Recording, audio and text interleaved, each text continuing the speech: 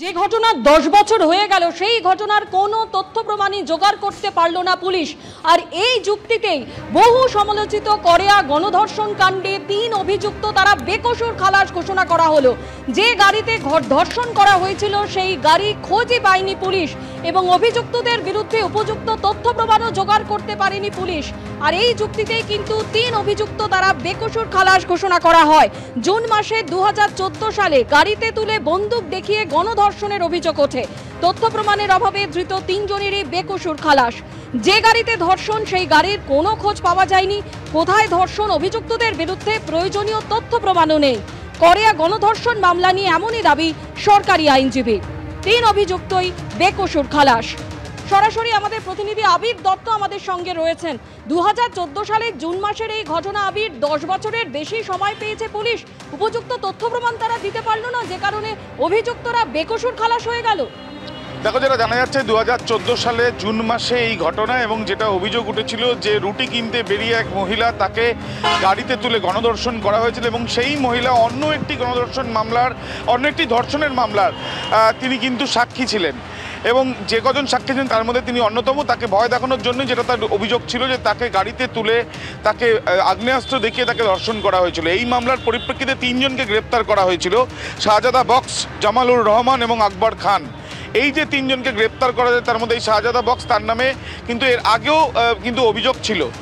এই 3 জনকে আজকে যখন তাদের মামলার সাজা ঘোষণা দিন আজকে ছিল, কিন্তু সেখানে আদালতের তরফ থেকে জানিয়ে দেওয়া হয়েছে, যেটা পাবলিক প্রসিকিউটর জানাচ্ছেন, যে স্পষ্টত সেখানে বলা হয়েছে যে পুলিশ উপযুক্ত তথ্য প্রমাণ সংগ্রহ করে এই যে অভিযুক্ত যাদেরকে গ্রেপ্তার করা হয়েছে তাদের বিষয়ে যে তথ্য প্রমাণ সংগ্রহ করে আদালতে পেশ করতে পারেনি। যে গাড়ির কথা বলা হয়েছিল সেই গাড়ি উদ্ধার করা হয়নি। তৃতীয়ত, আগ্নেয়াস্ত্র দেখানোর অভিযোগ উঠেছিল, সেই ক্ষেত্রে আগ্নেয়াস্ত্র উদ্ধার হয়নি। এমনকি এই ঘটনা কোন জায়গায় ঘটেছে সেটাও নির্দিষ্ট করে না বলতে পারার কারণেই এই যে 3 জন অভিযুক্ত, যাদেরকে আইডেন্টিফাই করে অভিযোগকারিনী তিনি অভিযোগ করেছিলেন, সেই 3 জনকে গ্রেপ্তার করা হলো। তাদেরকে কিন্তু ইতিমধ্যে তারা ছাড়া পেয়ে গেলেন। এবং তার সঙ্গে যেটা জানা যাচ্ছে যে তাদের যে মুক্তি পাওয়ার পরেই যিনি অভিযোগকারিনী তিনি কিন্তু স্পষ্টত, যেটা তার বক্তব্য, যে তিনি ইনসাফ চান এবং প্রয়োজনে তিনি উচ্চ আদালতও যাবেন বা হাইকোর্টে তিনি যাবেন, এমনটাই তার বক্তব্য। অন্যদিকে পাবলিক প্রসিকিউটর তিনি জানাচ্ছেন যে আদালত কক্ষে বিচারক তিনি নিজে স্পষ্টত জানিয়েছেন যে কোন মর্মে এই 3 জনকে ছাড়া হয়েছে এবং সরকারি আইনজীবী ঠিক কি জানিয়েছেন শোনাবো। আজকে যে অর্ডারটা হলো তাতে খালাস হলো এই কারণে, সাহেব বললেন যে গাড়ি যে গাড়ি করে নিয়ে যাওয়া হয়েছিল সেই গাড়িটা পুলিশ রিকভার করতে পারেনি, সিজ করেনি। গাড়ি পুলিশ থেকে গাড়িটাকে সিজ করেনি, রিকভার করতে পারেনি, গাড়িটাকে নিয়ে আসতে পারেনি, খুঁজে পায়নি।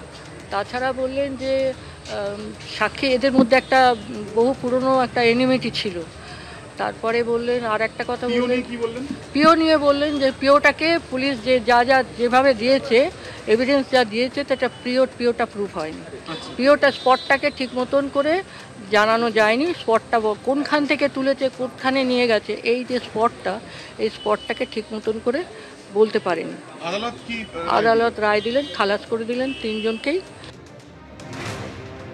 সরাসরি আবারও কথা বলবো আমাদের প্রতিনিধি আবির দত্তের সঙ্গে। আবির, আজকে একাধিক বিষয় উঠে আসছে, যেমন যে গাড়িতে ধর্ষণ করা হয়েছে সেই গাড়ির কোনো খোঁজ পাওয়া যায়নি, কোথায় ধর্ষণ করা হয়েছে সে বিষয়ে কোনো স্পষ্ট তথ্য প্রমাণও পুলিশের হাতে নেই।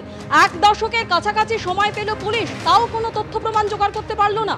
দেখো, একেবারে পিপি তিনি নিজেই জানাচ্ছেন, পাবলিক প্রসিকিউটর বা সরকারি আইনজীবী, যে এই তদন্তে যে 3 জনকে গ্রেপ্তার করা হয়েছিল তাদের বিষয়ে যে তথ্য প্রমাণ জমা দেওয়ার ছিল আদালতে, পুলিশের তরফ থেকে যে তদন্ত এগিয়ে নিয়ে যাওয়ার কথা, সেখানে এমন দিকের কথা আজকে আদালতের তরফ থেকে জানানো হয়েছে যে বিষয়গুলো এই মামলার ক্ষেত্রে বা এই তদন্তের ক্ষেত্রে অত্যন্ত গুরুত্বপূর্ণ ছিল। প্রথম, যে গাড়িতে গণধর্ষণ করা হয়েছে সেই গাড়ি উদ্ধার হয়নি, যে আগ্নেয়াস্ত্র দেখানো হয়েছিল সেই আগ্নেয়াস্ত্র উদ্ধার হয়নি, অথচ 3 জনকে যাদেরকে আইডেন্টিফাই করা হয়েছিল অভিযোগকারিনীর তরফে, এই 3 জনকে গ্রেপ্তার করা হয়েছে, যারা আজকে বেকসুর খালাস হয়েছেন।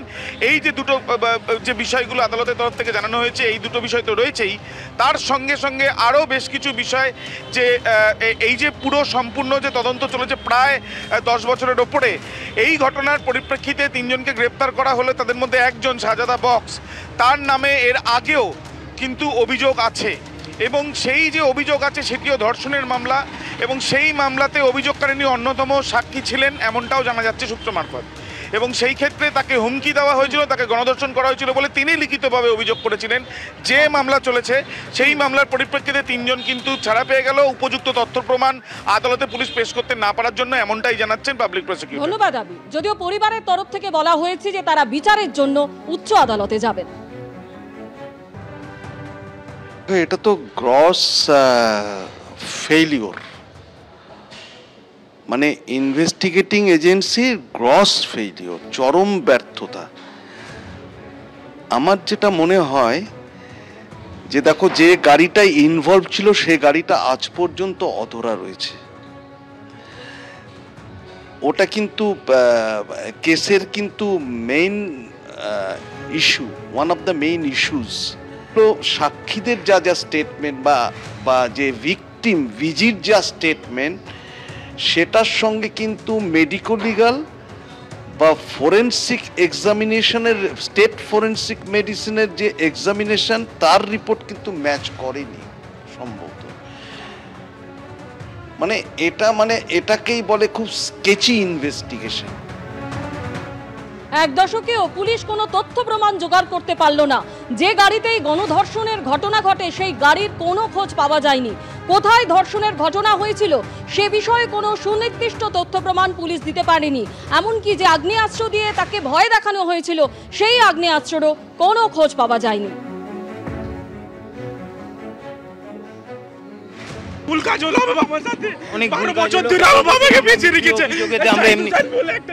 জাহিদ হোসেন যে আছে ও পারপাসলি এইরকম মিথ্যে অভিযোগ করে করে বারবার করে লোকদেরকে আটকায়, আর ওসব সব যে কটা ওদের পকেট উইটনেস আছে করে দিল স্যার, আমি পড়তে পারিনি, আমার বাবা জেল চলে গেছে, আমি বাড়িতে কেউ নেই।